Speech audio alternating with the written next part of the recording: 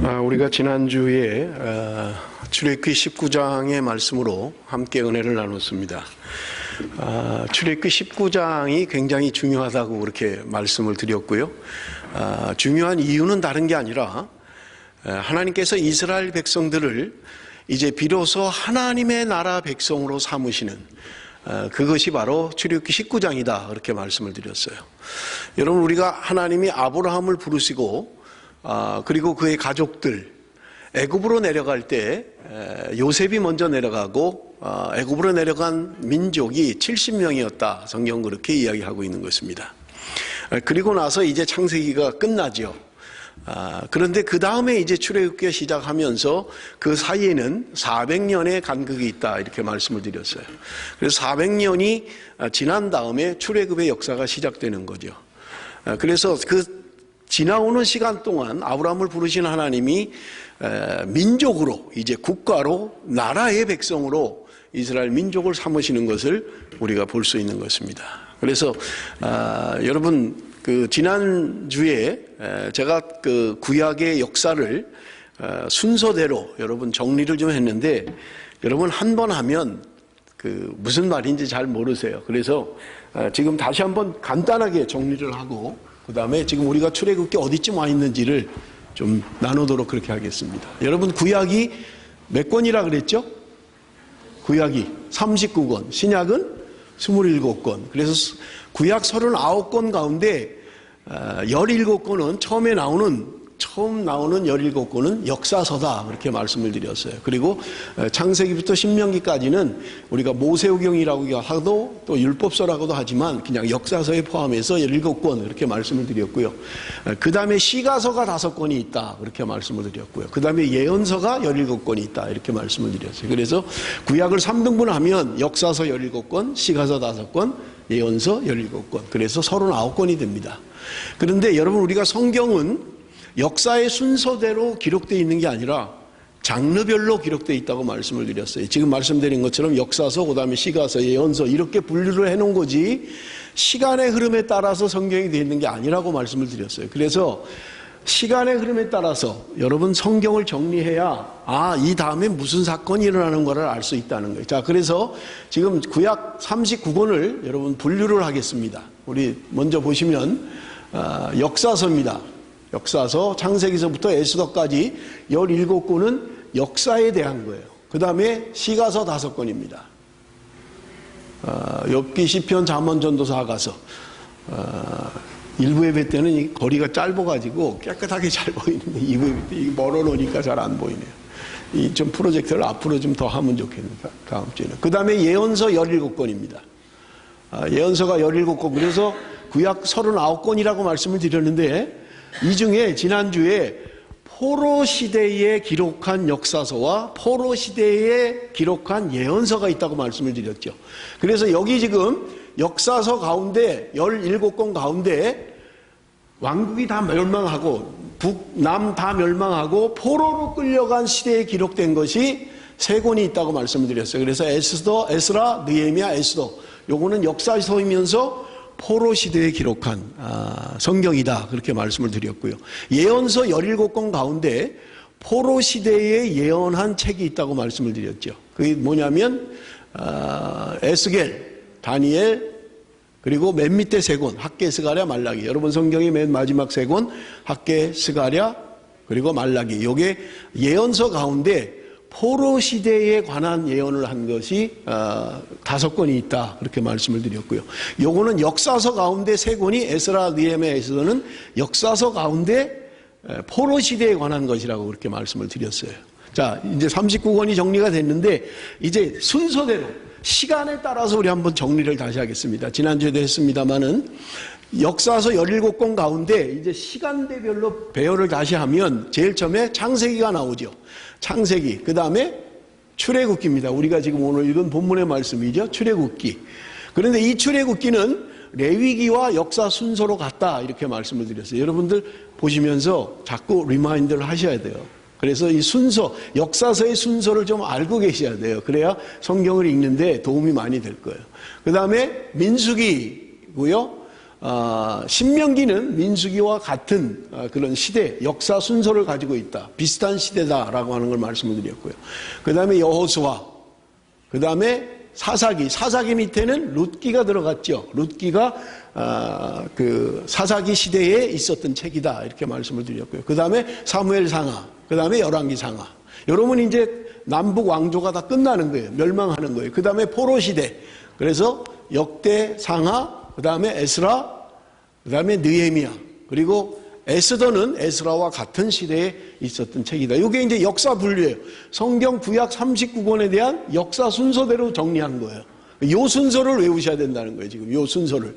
창출, 민수, 삿삼, 왕 이렇게 대라느 이렇게 요 순서를 알아야 여러분들이 지금 어디쯤 가고 있다. 성경을 읽을 때 아실 수 있다는 거예요. 자, 그러면 이거는 지금 역사서 17권을 이야기하는 거고요. 그 다음에 시가서가 5권 있다 그랬고 예언서가 17권 있다 그랬잖아요. 그죠? 그래서 시가서는 어디에 들어가냐면 제일 첫 번째 욥기는 아브라함 시대에 기록된 책이었다 그렇게 말씀을 드렸잖아요. 그래서 창세기와 같은 시대에 욥이 기록된 책이다. 시가서 가운데.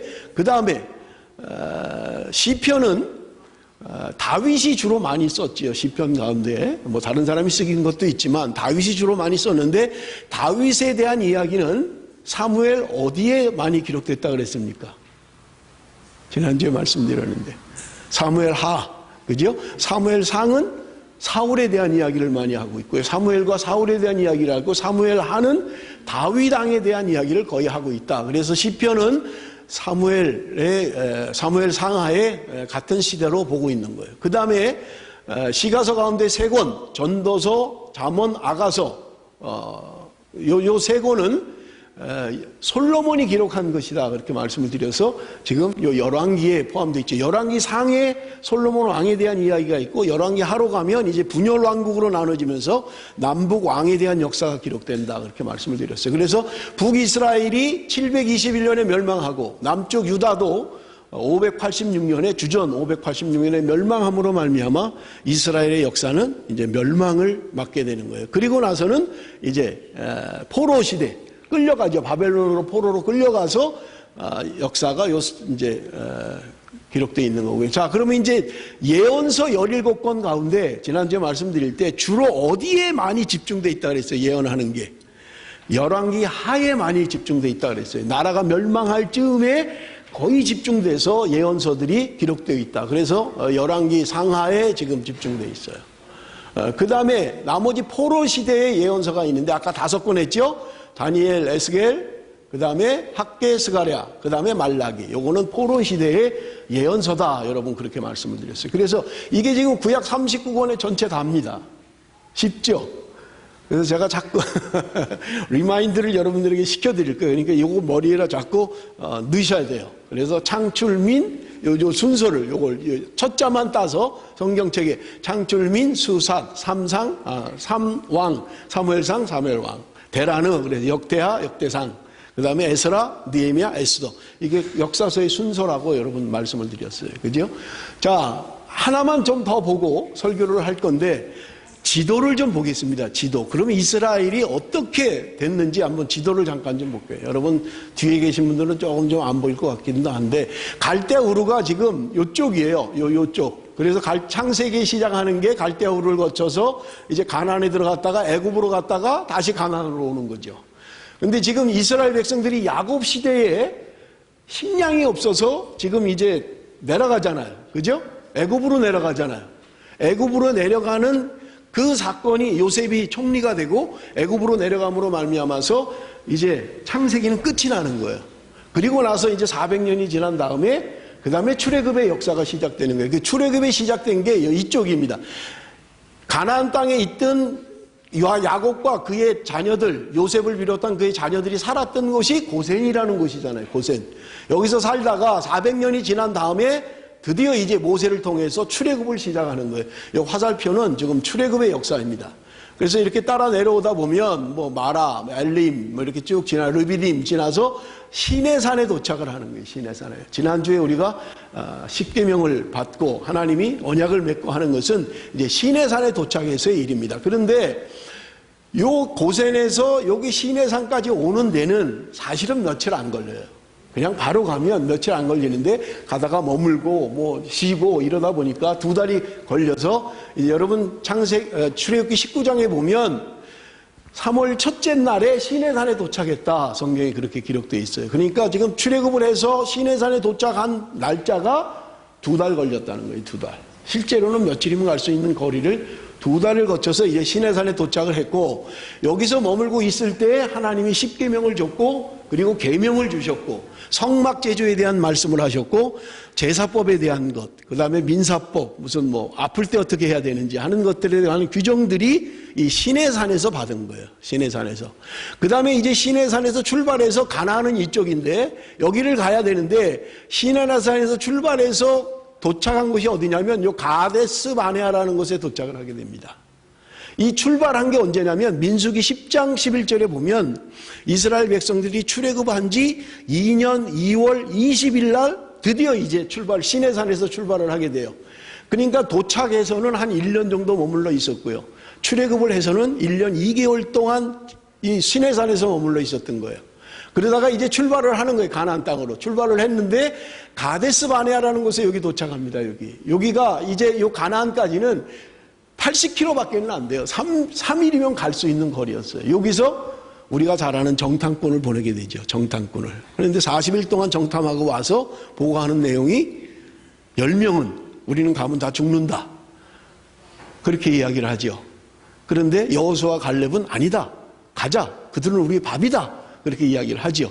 여기서 40일 동안 정탐하고 와서 불평불만할 때 하나님이 하루를 1년으로 계산해서 40년 동안 광야에서 생활하게 하는 곳이 이곳입니다.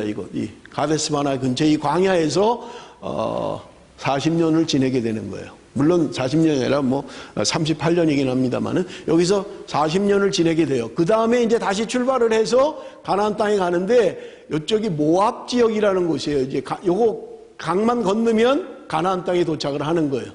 그래서 여기가 지금 사해고요. 여기가 갈릴리 바다고 이렇게 요단강을 따라 내려오면 사해를 만나죠. 지금 요것만 건너면 이제 가나안 땅에 도착하는 거예요. 여기서 지금 그 모압 지방이라는 곳에서 신명기에 기록된 모세가 출애굽 2세대, 1세대는 여기서 다 죽어요. 애굽에서 나온 사람들은 여기서 다 죽고 광야에서 태어난 2세대, 그리고 애굽에서 태어난 아주 어린 아이들, 숫자에 들어가지 않았던 어린 아이들이 이제 가나안 땅에 들어가게 되는 거죠. 그래서 지금 여기까지가 신명기까지, 그리고 이제 출애굽을 해서 가는 것까지 여러분 기록되어 있는 거예요. 그래서 지리적으로는 지금 현재 이집트 그 다음에 이스라엘 지역 이 근방에 있는 이 지도를 여러분들이 좀 기억을 하시면 좋겠고요. 순서대로는 이제 말씀드린 것처럼 출애굽은 아브라함을 부르신 하나님께서 이제 400년의 애굽 포로 생활을 지나고 그 다음에 이제 하나님이 그들을 부르셔서 약속의 땅으로 가는 것이다. 여러분 그렇게 생각을 하시면 지금 설교하는 여호수아 20장이 지금 어디쯤이다 라고 하는 것을 여러분들이 좀 생각을 하시면 좋겠다는 거예요. 그래서 여러분 우리 출애굽기 20장 우리가 오늘 읽었습니다마는 1절 2절을 한번 봅니다. 1절 2절을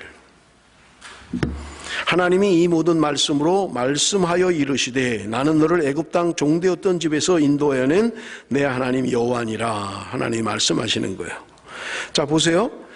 이스라엘 백성들이 지금 400년 동안 애굽에서 종살이를 했어요. 그리고 하나님이 그들을 불러내신 것입니다. 우리가 지난주에 말씀드렸던 게 뭐냐면 19장 5절 6절이었잖아요. 그래서 하나님이 너희들을 제사장 나라로 삼을 것이다. 그리고 내가 너희들을 거룩한 백성으로 삼을 것이다. 하나님 말씀하셨던 거예요. 베드로 전서를 할 때도 동일한 말씀이 있었죠. 너희들은 택하신 족속이요 하나님 앞에 왕같은 제사장이요 거룩한 백성이라고 거룩한 나라라고 하는 말씀이 동일하게 신약의 베드로전서에서도 말씀하고 있는 것을 우리가 기억을 하실 수 있을 것입니다. 하나님께서 지금 비로소 이제 나라가 된 거예요. 민족이 된 거예요. 그런데 지난주에 말씀드린 것처럼 나라가 되려면 백성만 있어 갖고는 되질 않죠. 백성을 통치하고 다스릴 수 있는 주권이 있어야 되는데 그것이 바로 법이었던 것입니다. 그게 하나님께서 이제 돌판에 새겨서 주신 십계명 그리고 율법이라고 하는 거예요. 하나님의 백성들이 어떻게 살아야 하는가를 우리에게 말씀해 주고 있고요. 나라라고 하는 것은요 땅이 있어야 된다고 말씀을 드린 거예요. 그래서 영토가 있어야 되고 그 다음에 주권이 있어야 되고 그 다음에 백성이 있을 때 우리는 나라다 그렇게 이야기한다고 말씀을 드렸어요. 그래서 하나님의 나라 백성으로 삼은 지금 이스라엘이라고 하는 나라를 택해서 하나님이 하나님의 백성으로 삼으셨고 하나님의 나라의 그 백성으로 삼으셨다는 말이에요. 그래서 지난주에 제가 말씀드린 것 가운데 성경에 흐르는 큰 흐름들이 있는데 그 중에 하나는 누가 통치하느냐, 누가 다스리느냐 하는 문제인데 하나님께서 내가 왕이다 라고 하는 것을 이스라엘 백성들의 삶을 통해서 보여주고 있다는 거예요. 하나님이 내가 너희들을 다스리고 내가 너희들과 함께하고 통치하는 하나님이라고 말씀하는 거예요. 그래서 여러분 아까 지도에서 본 것처럼 시내산에서 이제 성막에 대한 제조법을 전부 다 이야기를 해주세요. 크기는 어떻게 하고 얼마큼 잘라서 어떻게 만들으라고 이야기를 하게 됩니다. 그리고 성막이 완성됐을 때 그 안에 하나님이 그들과 함께 임재했던 것을 우리는 너무나 잘 알고 있잖아요. 성막을 중심으로 이스라엘의 12지파를 동서남북으로 3지파씩 포진을 하게 하고 머물러 있을 때는 그렇게 포진을 하고 행군을 할 때는 성막이 가운데 오도록 하고 행군하는 것을 행군 대열까지 하나님이 설명하고 있는 것을 볼 수가 있습니다. 우리에게 분명하게 보여주고 있는 것은 하나님이 왕이시다. 하나님이 너희들을 다스리고 하나님이 우리와 함께 하시는 하나님이라는 것을 말씀하고 있는 거예요. 그래서 여러분 십계명을 지금 우리에게 주시면서 1절 2절은 십계명에 대한 설명입니다. 그런데 여러분 2절에 오늘 본문에 보니까 나는 너를 애굽 땅 종되었던 집에서 인도하여 낸 내 하나님 여호와니라 이렇게 말씀하고 있는 거예요. 자, 아까 애굽에서 출발해서 시내산에 도착한 게 얼마 걸렸다 그랬어요? 얼마 걸려서 도달했다 그랬어요? 2달 걸렸다 그랬잖아요. 2달. 그죠? 3월 첫째 날, 이 개역개정 성경에는 날짜가 안 나와 있어요. 그런데 다른 성경을 보면 3월 첫째 날, 그러니까 2달이라는 거죠. 1월, 2월, 3월 첫째 날은 아직 안 들어가니까 3월은. 2달 만에 시내산에 도착을 해서 지금 하나님이 이스라엘 백성들에게 하시는 말씀이 뭐냐면 나는 너를 애굽 땅 종되었던 집에서 인도하여 낸 내 하나님 여호와다 이렇게 이야기하고 그들은 지금 하나님이 말씀하시는 것을 너무나 실감나게 듣고 있는 거예요. 왜냐하면 2달 전 얘기를 하고 있잖아요. 그 2달 동안 그들이 경험한 것은 엄청난 사건을 경험한 거예요. 여러분 애굽에 있을 때 하나님이 10가지 재앙을 그들에게 내리시고 마지막엔 장자의 죽음으로 말미암아서 그들을 구해내는 유월절 출애굽 사건이 있었죠. 여러분 그것을 전부 다 경험한 거예요. 그리고 그들이 도착한 곳이 홍해를 건너기 전에 홍해를 만나게 된 거예요. 뒤에는 애굽의 군사들이 따라오고 앞에는 홍해가 가로막혀 있는 거예요. 그때 하나님이 홍해를 열으시고 홍해를 갈라서 이스라엘 백성들을 땅으로 건너서 건너게 하셨던 사건을 그들은 경험을 했던 것입니다. 그런가 하면 시내산에 도착하기 전에도 물이 없어서 그렇게 원망하고 불평할 때 하나님이 바위를 쳐서 그 민족을 먹이시는 이런 경험들, 광야에서 하나님께서 만나로 그들을 먹이시는 경험들을 그 2달 어간 동안에 그들은 했던 것입니다. 하나님은 그저 나하고는 관계없는 멀리 저 높은 곳에 계셔서 내 문제나 내 어려움이나 내 고통과는 관계없는 하나님이 아니라 너희들이 불과 2달 전에 경험했던 그리고 며칠 전에 경험했던 그 하나님, 지금 2달 동안 여정 가운데서도 하나님이 그들을 인도하시고 먹이시고 입히시고 너희들의 왕은 바로 나다라고 하는 것을 오늘 성경을 통해서 분명하게 말씀하고 있다라는 말입니다. 여러분 그것은 그냥 하나님이 단지 왕이다라고 하는 것을 아는 게 중요한 게 아니라 오늘 살아가는 우리들에게 중요한 교훈을 주고 있는 거예요.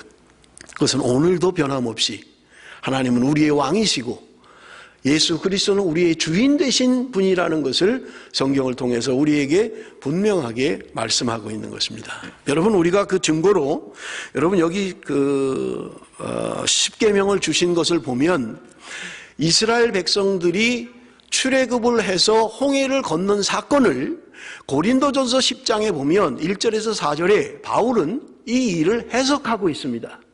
이스라엘 백성들이 역사 가운데 실제로 홍해를 건넌 사건을 고린도전서 10장에 보면 이야기하기를 바울은 이야기합니다. 이스라엘 백성들이 바다 가운데서 세례를 받았다 그렇게 설명하고 있는 거예요. 그러니까 출애굽 사건은 유월절 사건은 이스라엘 민족에게 있어서 구원의 사건인 것입니다. 종살이하고 있던 애굽 땅에서 하나님이 그들을 불러내서 이끌어서 하나님의 사람으로, 하나님의 땅으로, 하나님의 백성으로 삼기 위하여 불러내신 구원의 사건을 이야기하고 있다는 말이에요. 그렇다면 여러분, 구원을 받은 게 먼저입니까? 아니면 계명을 받은 게 먼저입니까? 이스라엘 백성들이 출애굽을 해서 시내산에 도착을 해서 2달 만에 시내산에 도착했을 때 하나님은 비로소 그들에게 계명을 주셨다는 거예요. 그렇다면 여러분, 계명을 주신 것은 구원받은 이후에 계명을 주셨다는 말입니다. 그 말은 무슨 말이냐? 여러분, 계명을 지켜야만 우리가 구원받는 것을 이야기하고 있는 게 아니라 하나님이 우리를 구원해 내심으로 말미암아서 구원받은 하나님의 백성들이 구원의 감격과 감사로 계명을 지켜야 할 것을 우리에게 말씀하고 있다라고 하는 거예요. 제가 작년 연초에 율법과 믿음에 대한 설교를 10번 가까이 한 것 같아요. 그러면서 제가 결론적으로 말씀드렸던 게 뭐냐면, 구약 시대의 강조점이 행위에 대한 것이라면 그 시대에도 분명히 성경이 이야기하고 있는 것은 행위로만 구원받는 게 아니라 믿음으로 구원받는다. 그래서 믿음의 조상들이 믿음으로 아브라함은, 믿음으로 모세는 이렇게 이야기하고 있다는 거예요. 그런가 하면 예수 그리스도로 말미암아 구원받는 이제 은혜의 시대에 살고 있는 우리들에게 성경은 2가지로 이야기를 합니다. 예수 그리스도로 말미암아 율법은 완전히 이제 마쳤다, 끝났다라고 이야기하는 데가 있는가 하면 성경은 우리에게 예수님으로 말미암아 율법을 완성하셨다고 우리에게 성경은 이야기하고 있다는 거예요. 그래서 여러분, 구약시대나 신약시대나 그리고 지금을 살고 있는 우리에게 동일하게 요구하고 있는 것이라는 거예요. 그러나 여러분, 기억하셔야 할 것은요, 우리가 율법으로 말미암아 구원받는 건 아니라는 거예요. 만약에 율법으로 말미암아 구원받는 거라면 성경은 우리에게 이야기합니다. 예수 그리스도의 죽으심은 헛된 것이라는 거예요. 예수 그리스도는 헛되게 죽으셨다는 말입니다. 그래서 성경이 말하는 것은 뭐냐면, 율법을 통하여 우리가 죄인이고 하나님 앞에 구원받을 수 없는, 율법을 지켜서 구원받을 수 없는 존재라는 것을 알게 하는 것이 성경이, 율법이 우리에게 가르쳐주고 있는 진리라는 거예요. 그러므로 말미암아서 여러분, 내가 구원받은 것은 예수 그리스도로 말미암아 구원함을 받습니다. 예수 그리스도의 죽으심으로 말미암아, 예수 그리스도의 십자가의 사건으로 말미암아 율법은 완성된 거예요. 그런데 우리에게 요구하는 것은 뭐냐? 구원받은 하나님의 백성들에게 요구하는 것은 계명은 이제 끝났다, 안 해도 된다라고 하는 것을 말하는 게 아니라는 거예요. 그래서 여러분, 2가지 중요한 것이 있는데, 하나는 뭐냐면 계명을 말씀대로, 문자대로 지켜야 된다라고 하는 것은 잘못된 거예요. 그것은 이단입니다. 또 하나는 뭐냐? 이거 안 지켜도 된다, 이제. 이것도 잘못된 거예요. 이것도 성경적이지 않아요. 성경은 우리에게 그렇게 말씀하고 있지 않습니다. 그래서 구원받는 것에 관한 한 믿음으로 구원받는 게 틀림없습니다. 행위로 구원받을 수 없다고 성경은 이야기하고 있는 거예요. 그래서 예수 그리스도의 은혜로 말미암아 우리가 구원을 받지만, 구원받은 하나님의 백성들은 하나님의 말씀에 순종하고 살아야 할 것을 구약시대나 그리고 신약시대나 그리고 지금도 동일하게 하나님이 우리에게 요청하고 있고 요구하고 있는 거라는 거예요. 그런데 물론 여러분, 중요한 것은요, 말씀을 문자대로 지키는 건 아니에요. 문자대로 지키라고 말씀하고 있지는 않아요. 왜냐하면 여러분, 더 중요한 것은 그 주신 목적이 중요하기 때문에 그렇습니다. 예를 들면 여러분, 구약시대 때는 제사제도가 있었어요. 왜냐하면 예수님이 오시기 전이었기 때문에 그렇습니다. 그래서 양이나 염소의 피를 흘려서 내 죄사함을 받았던 거예요. 그런데 예수 그리스도, 본체이신 예수 그리스도가 오심으로 말미암아 더 이상 우리는 제사제도를 지키지 않습니다. 그러면 하나님이 우리에게 주셨던 그 제사의 제도의 의미가 뭐냐는 거예요. 물론 지금 우리는 지키지 않아요. 그런데 여러분, 그것은 폐지된 것이 아니라 우리의 삶 속의 그 본질과 목적은 우리가 지켜야 된다는 거예요. 그것이 무엇입니까? 로마서 12장 1절에 말씀하고 있는 거예요. 너희의 몸을 거룩한 산 제물로 드리라고 로마서 12장 1절에 말씀하고 있는 것입니다. 우리는 양이나 염소를 드리지는 않아요. 그러나 양이나 염소를 드리는 목적이 뭐냐면 예수 그리스도의 피로, 예수 그리스도로 말미암아 오늘 우리가 구원받는 것을 구약시대 때는 그림자로 보여준 거고, 예수 그리스도가 오심으로 말미암아 폐지됐습니다마는 그는 없어진 것이 아니라 그 목적과 본질은 우리가 새롭게 지켜야 된다는 거예요. 그것이 바로 우리의 몸을 산제물로 드리라고 말씀하고 있는 것입니다. 여러분 보세요. 구약시대 10계명에 살인하지 말라고 이야기하고 있어요. 그죠? 사람을 안 죽이면 돼요, 그것은. 그럼 율법을 지키는 거예요. 사람을 안 죽이면 돼요. 그런데 예수님께서 하신 말씀은 뭐예요? 내가 형제를 미워하면 너는 이미 살인한 것이다, 이렇게 말씀하고 있는 거예요. 간음하지 말라 그랬어요. 간음 안 하면 돼요. 그런데 예수님께서는 말씀하십니다. 내가 여인을 보고 음욕을 품으면 너는 이미 간음한 것이다, 말씀하시는 거예요. 나는 손도 안 댔어요, 지금. 구약시대 때는 손을 대야만 범죄예요. 간음을 해야만 범죄라고요. 그런데 신약의 주님께서 말씀하시는 것은 네가 여인을 보고 음욕을 품으면 너는 이미 간음한 것이라고 말씀하고 있는 것입니다. 그래서 예수님께서 말씀하신 게 내가 율법이나 선지자를 폐하러 온 것이 아니라 완성하러 왔다고 분명하게 말씀하고 있는 거예요. 그렇다면 여러분, 오늘 우리가 하나님의 말씀을 우리는 지켜 행해야만 합니다. 예수님의 제자들이, 바리새인들이 예수님께 와서 질문합니다. 첫째 되는 계명이 무엇입니까? 질문을 합니다. 예수님께서 말씀하십니다. 하나님을 사랑하는 것이 첫째 되는 계명이다. 마음을 다하고 뜻을 다하고 성품을 다해서 하나님을 사랑해라. 이거 첫째 되는 계명이다. 둘째 계명은 이것이니 너희가 내 이웃을 내 몸과 같이 사랑해라. 이게 둘째 계명이라는 거예요.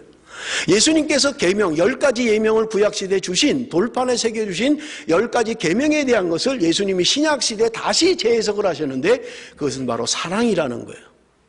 하나님을 사랑하는 것, 1계명에서 4계명까지 하나님을 사랑하는 것, 5계명에서 10계명까지는 이웃을 사랑하는 것. 그래서 성경이 말하는 게 뭐예요? 사랑은 율법의 완성이다, 이렇게 이야기하고 있는 거예요. 사랑하면 율법은 완성된다, 이렇게 말씀하고 있는 것입니다. 사랑하는 성도 여러분, 오늘 하나님께서 우리를 부르셨습니다. 지난주에 말씀드린 것처럼 여러분, 하나님께서 우리를 제사장으로 삼으시겠다고 말씀합니다. 하나님이 우리를 거룩한 나라로, 거룩한 백성으로 삼으시겠다고 말씀하고 있는 거예요. 여러분, 자격이 있어서였습니까? 구약의 이스라엘 백성들이 자격이 있어서 하나님이 이렇게 약속을 하셨습니까? 아니에요. 그들은 자격이 없었습니다. 출애굽 400년 동안 그들은 떠나기를 싫어했어요. 물론 종살이 하는 것은 힘들었지만 등 따시고 배불렀어요. 그렇기 때문에 그들은 거기 안에 머물러 있기를 원했던 것입니다. 그런데 하나님이 그들을 불러내신 거예요. 그들이 뭔가를 하나님의 말씀에 맞춰서 잘했기 때문에 하나님이 불러내신 게 아니고 뭔가 남다른 게 있어서 하나님이 내가 너희들을 제사장으로 삼겠다, 거룩한 백성으로 삼겠다라고 말씀하신 것이 아니라 여전히 불순종하고, 여러분 광야 생활 가운데서도 얼마나 하나님의 말씀을 불순종합니까? 그럼에도 불구하고 하나님이 말씀하시는 것은 내가 너를 제사장 나라로 거룩한 백성으로 삼으시겠다고 말씀하고 있는 것입니다. 무엇이 그렇게 만듭니까? 무엇이 그렇게 만들어요? 여러분, 우리 성경을 한번 보겠습니다. 출애굽기 2장 23절 25절입니다. 여러 해 후에 애굽 왕은 죽었고 이스라엘 자손은 고된 노동으로 말미암아 탄식하며 부르짖으니 그 고된 노동으로 말미암아 부르짖는 소리가 하나님께 상달된지라. 하나님이 그들의 고통 소리를 들으시고 하나님이 아브라함과 이삭과 야곱에게 세운 그의 언약을 기억하사 하나님이 이스라엘 자손을 돌보셨고 하나님이 그들을 기억하셨더라. 여러분, 출애굽기 지금 2장에 기록되어져 있는 말씀입니다. 하나님께서 그들을 하나님의 백성, 제사장 나라, 거룩한 백성으로 삼으신 것은 아브라함과 이삭과 야곱에게 하신 약속으로 말미암은 것이라고 분명하게 성경은 우리에게 말씀하고 있는 것입니다. 여러분, 이 약속은요, 율법을 받기 전에, 십계명을 받기 오래전에 아브라함과 이삭과 야곱과 맺은 언약이었던 것입니다. 하나님이 이 언약을 기억해서 이스라엘 백성들을 권념하셨고 이스라엘 백성들을 불쌍히 여기시고 그들을 불러내셨다고 성경은 우리에게 분명하게 말씀하고 있는 것입니다. 여러분, 하나님께서 우리에게 십계명을 주신 것은 우리를 피곤하게 하기 위해서, 우리를 힘들고 어렵게 하기 위해서 주신 법이 아니라는 말입니다. 이 십계명은 하나님이 우리에게 주신 모든 율법의 근간이 되는 법칙이에요. 가장 중요한, 베이스가 되는 가장 중요한 법칙 가운데 하나인 것입니다. 여러분, 이것은요, 오늘도 하나님의 백성들이 행해야만 하는 것입니다. 그런데 말씀드린 것처럼 하나님의 말씀에 순종하고 하나님 말씀대로 사는 것은 문자적으로 지키는 게 아니에요.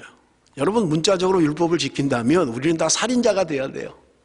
왜 그렇습니까? 동성애자들 다 죽이라고 했잖아요. 무당들 다 죽이라고 했잖아요. 안식일을 기억하여 지키라고 했잖아요. 여러분, 지금 안식일을 지키는 사람이 어디 있습니까? 우리가 주일을 지키고 있죠.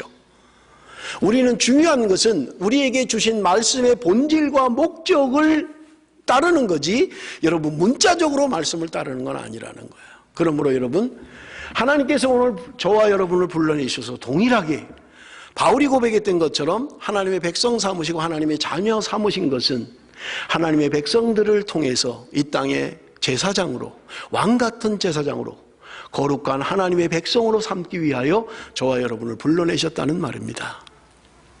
여러분, 지난주에도 말씀드린 것처럼 제사장의 사명이라고 하는 것은 여러분 다리를 놓는 사람이다, 그렇게 말씀을 드렸어요. 하나님과 하나님이 믿지 않는 백성들 사이에 다리를 놓는 사람이라는 거예요. 오늘 하나님께서 우리를 하나님의 거룩한 제사장으로 삼으신 것은 여러분 이 땅에 살면서 우리가 하나님과 믿지 않는 불신자들 사이에 중보자의 역할을 감당하고 이 일을 하나님이 우리에게 사명으로 우리에게 주신 것이 틀림없다는 말입니다. 그러므로 우리는 복음을 전해야 되고요, 저들과 하나님 사이에 중보자의 삶을 살아야 된다는 말입니다. 그래서 지난주에도 말씀드린 것처럼 가인으로 내려오는 인간의 문화, 인간의 세속적인 나라, 세상 나라, 우리는 그 안에 살고 있는 거예요. 그 세상 나라 안에 살고 있습니다. 그럼에도 불구하고 세상 나라 가운데서도 거룩한 계보가 셋으로부터 시작해서 셈으로 이어지고 아브라함으로 이어지고 하나님의 거룩한 백성 이어지는 것을 우리는 지난주에 말씀을 드렸던 것입니다. 하나님이 오늘 동일하게 저와 여러분에게 요청하고 있는 것은 너희들이 이 땅에 제사장으로 거룩한 하나님의 백성으로 살아야 할 것을 분명하게 말씀하고 있는 것입니다. 그것은 하나님이 왕이시라는 것, 예수 그리스도가 나의 주되심을, 나의 주도권이 주님께 있음을 우리의 삶 가운데 증거해야 된다는 말입니다. 그래서 베드로가 고백하고 있는 게 뭐예요?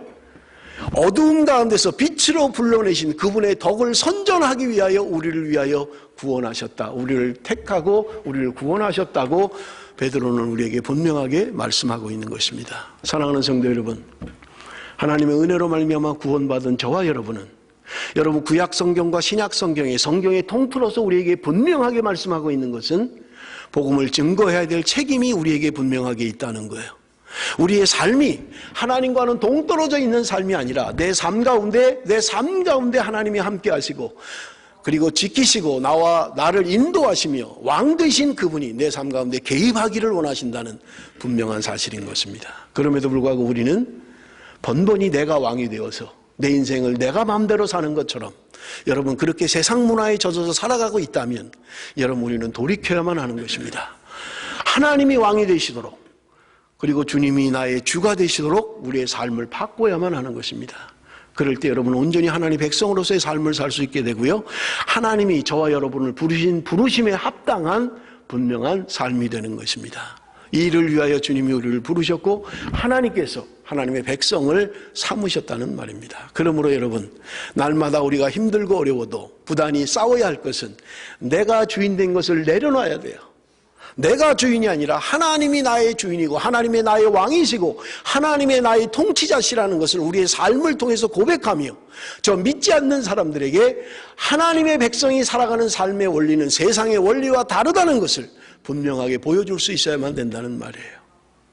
그래서 제가 몇 주 전에 말씀드린 것처럼 초대교회 1세기, 2세기, 3세기의 불신자들이 그리스도인들을 향하여 뭔가를 다르게 생각했던 사람들, 거룩하게 살아가는 사람들, 경건하게 살아가는 사람들, 하나님을 두려워하며 하나님의 말씀대로 살아가는 사람들이다라고 하는 것이 불신자들이 그리스도인들을 향한 고백이었고 그것이 여러분 초대 그리스도인들의 자기 아이덴티티였다는 거예요.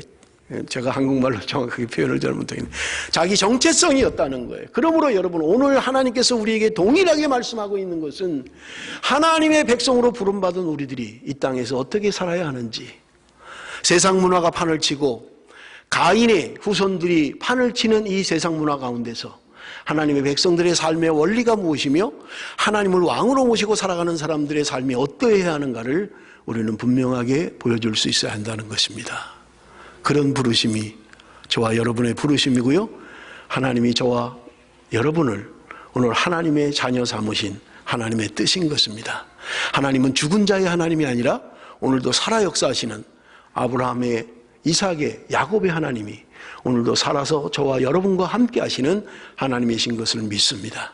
기도하겠습니다.